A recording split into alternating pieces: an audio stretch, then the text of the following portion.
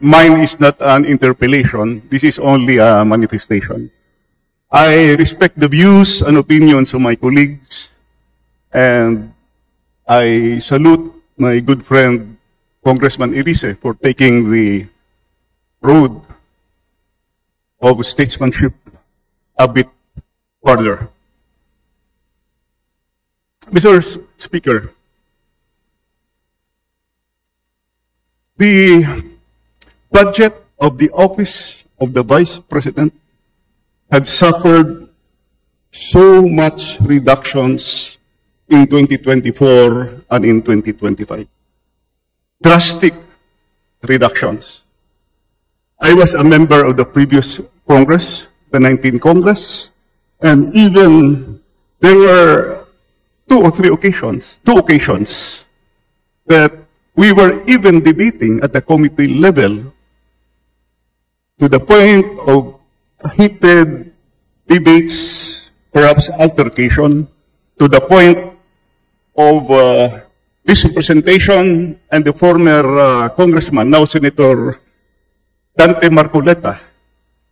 We were debating at the Appropriations Committee level because during the time they were not willing to grant the traditional parliamentary courtesy deserving a higher or co-equal office of government. Mahaba yung discussion. Hindi ko lang maintindihan kung bakit didiretso magtatanong yung mga kasama natin to a higher office, which is the office of the Vice President. We argued there. At respect for the due process, no, for the budget process. How can we respect the budget process? Let me say this. My only hope is that all things will be corrected in this Congress. The budget process will be corrected in this budget and in this Congress. Why I said that? There are two parts of the annual budget that is presented to us by the executive. First part is the new general appropriations, and the second part is the automatic appropriations.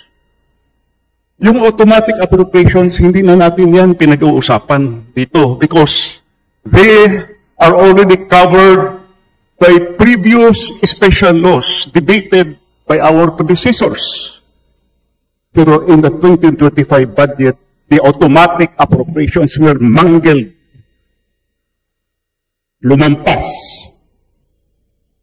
May dagdag bawas. 14 special laws were amended.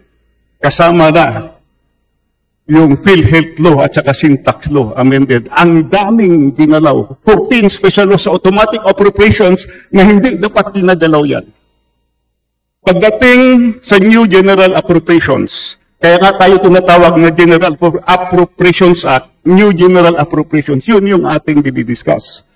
What comprises the new general appropriations? The program funds and the unprogrammed funds.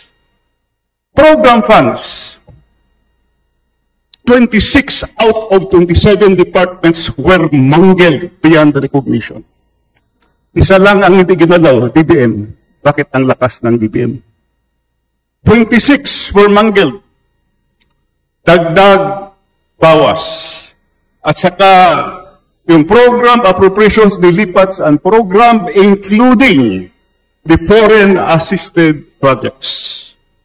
At saka yung fiscal space na naiwan, pinalitan ng mga priority pet projects na wala man lang sa National Development Plan ng ating Republika ng Pilipinas.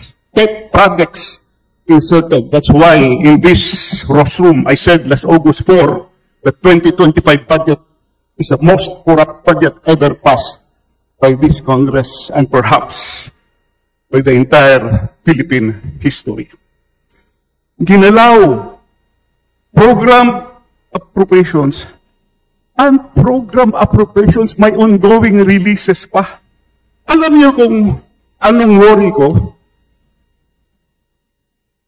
For us, legislators, even the executive, must consider that the number one priority of the Constitution says that education will be given the priority and the highest budget year per year sa 2025 budget na habol ng DPWH ang total infrastructure budget.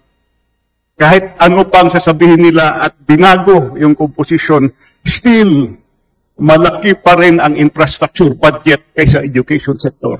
And they are still releasing from unprogrammed funds. Mas lalong lumaki yung gap between infrastructure and education.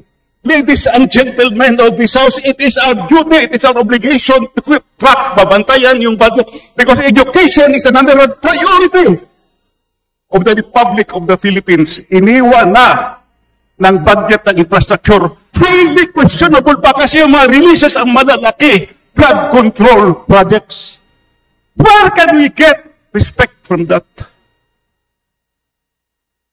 Ladies and gentlemen of this House, my personal, yes, OBP, what I am saying is the budget process. How will we get respect? That's why the chairman, Madam, the Appropriations Committee, this Congress have a very big role to perform, to correct the image, to correct the impression. We must be able to come up with an honest-to-goodness budget for 2025.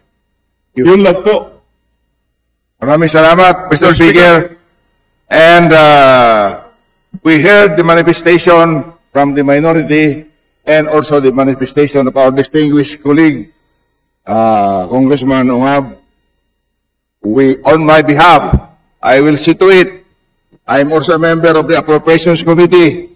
We will produce a budget that is beyond compare, meaning for the benefit of all Filipinos concerned. Thank you very much, Mr. Speaker.